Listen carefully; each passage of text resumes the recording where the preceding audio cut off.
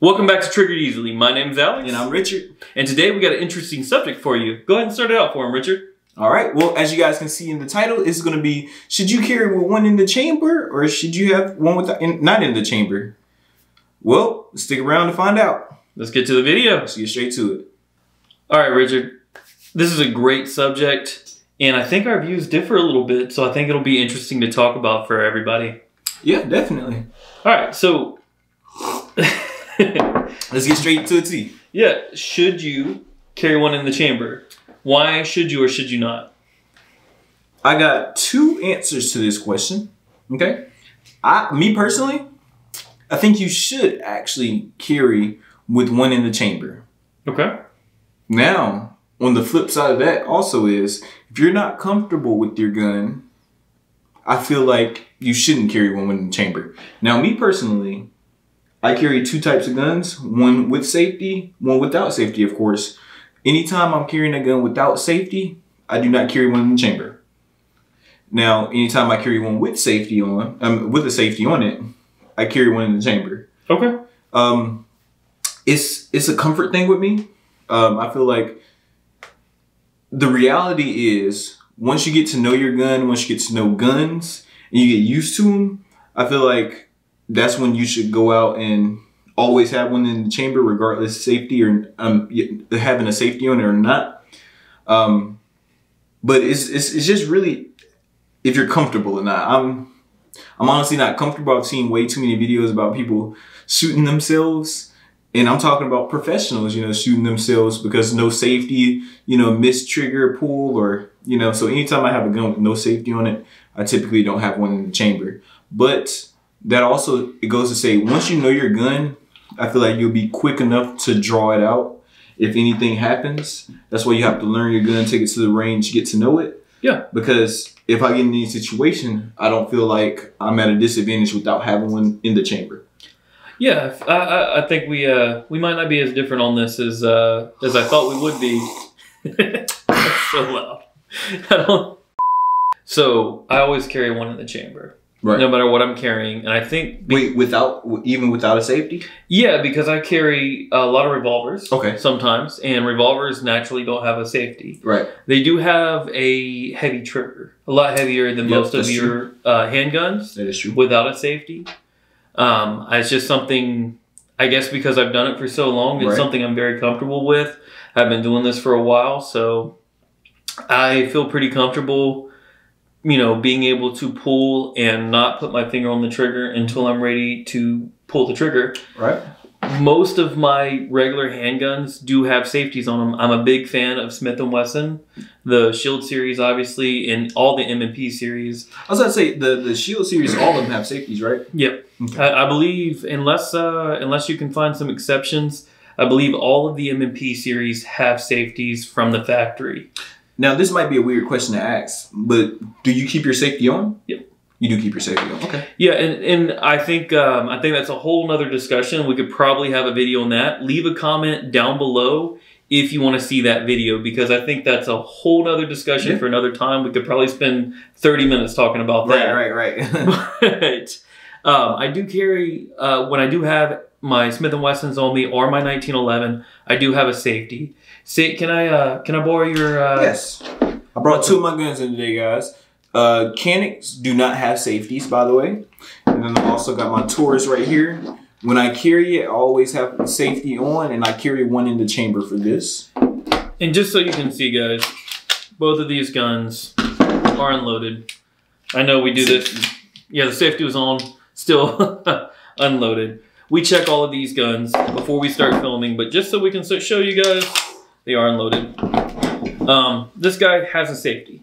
So I feel like if I had to pull this from my hip, pulling this, ready, and pushing that safety down is a lot quicker than pulling this, having to pull all the way back. And of course it would drop forward if it had a round in it. Especially in a high stress situation where I might do that, right? That's not a full pullback because even here, it didn't lock back. You would have to pull it all the way back here for it to fully lock all the way back. That's true. That's true.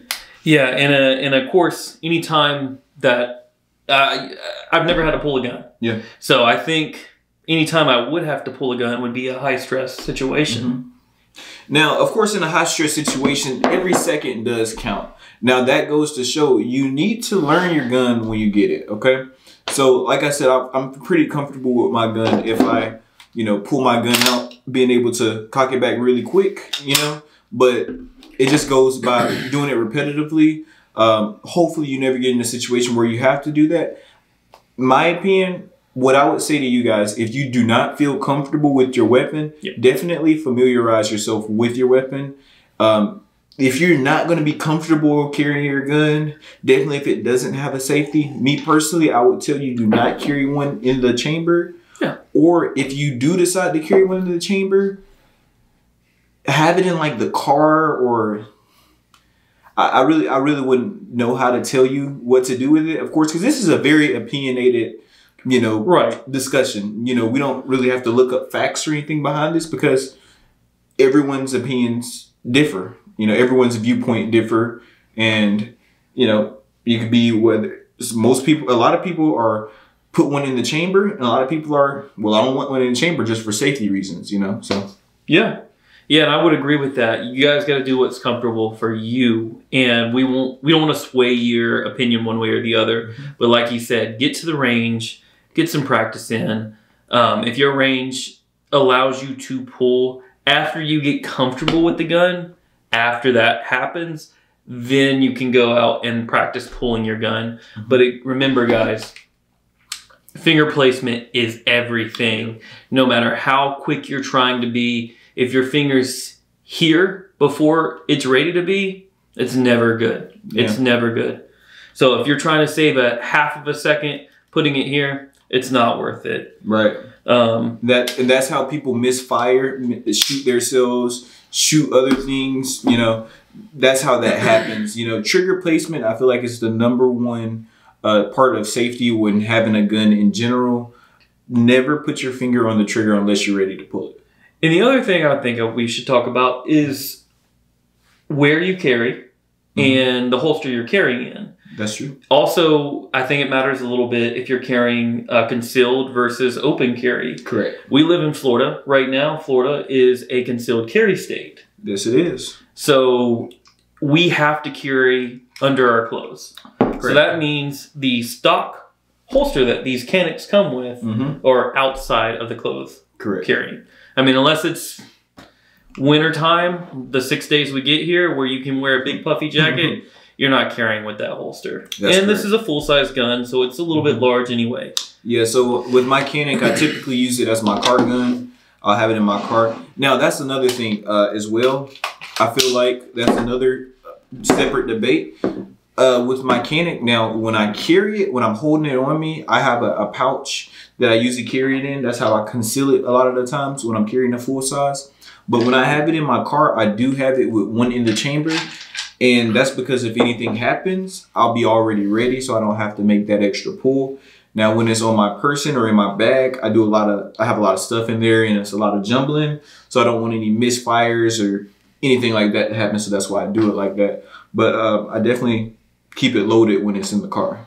Right. When I'm carrying inside of my waist. So anytime I'm carrying a concealable gun, like I said, this is a full size, so that's usually why it's in the car or in my bag. When I'm carrying a concealed gun, I'll have it usually in my waistband. In the front, I'm more of a front person. Have it in the waistband. Like I said, the Taurus has a safety on it, so it's loaded up with one. I also carry a Sig Sauer that doesn't have a safety, as you may know. And I don't carry with one in there because it doesn't have a safety. But I'm comfortable enough to pull it and rack it really quick. So, like I said, just get comfortable with your weapon. And I used to have a P250 as well. And I actually carried with one in the chamber, even though it didn't have That's crazy. That's crazy. That's crazy. But the way my holster is, I feel very comfortable pulling. I do want to say that. It also depends on your holster. So the holster I got, I feel actually very comfortable with keeping one in the chamber. But I still don't, because I'm just, those misfires can still happen. Now, with the specific gun that we are talking about, a SIG Sauer P250, I don't know if you guys know about it, but it does have a stronger pull to it. So it does take a lot more to actually pull the trigger. So I really could hold one in the, the chamber, because I have a good, holster, and, there should be no reason why I don't have one, but it's still a comfort thing. I'm used to the Kenix when I'm carrying it, and, Yeah, and I think that's a 12+1, right? 12+1, correct. Yeah, so that extra round, may or may not matter. Yeah. I mean, some people will say if you can't hit it with 12, you can't hit it with 13, but you never know how many zombies are going to be coming at you. Yeah. Make sure you guys stay tuned. We're going to tell you guys how to survive the zombie apocalypse, because it is coming soon. That's right. So we talked about holsters. We talked about should you carry in or not. We even talked about safeties a little bit. What else do we need to cover in the video? Wow. Well, I think honestly this might be a 2-part video. So this is our opinions on the carrying one in the chamber or without the chamber. Let us know what you guys feel down in the comments below. We may actually have a part 2 video. I know you guys are going to have your own opinions or something that you want us to touch base on. Yeah. And we'll definitely do that in the part 2 video, because I know there's stuff that we didn't say. You actually may want us to talk about it. So yeah, definitely leave comments if we left out something. A lot of times we're filming late, so we don't remember everything. Yeah. And we film videos back to back to back because we only see each other like twice a week. So that's the only time we got time to bust out videos. So there's a lot of information sometimes we miss out. So just let us know, and we'll go right back to it and let you guys know our opinions and the facts behind it as well. Yeah. And I feel like people are going to have very strong opinions about this one. I think most people... That's why we really want to get this video out. Like I said, that's why it's probably going to be a part 1 and a part 2 video, because we really want to know people's opinion and how you feel about carrying with or without one in the chamber. Let us know, and in the second part, we'll talk about it for sure. Leave a comment. Thank you guys so much. Yeah. All right, guys, make sure you leave a like, comment, and turn on those post notifications, and make sure you follow our socials down below. Definitely hit that subscribe button. Thank you guys for making it to the end of the video.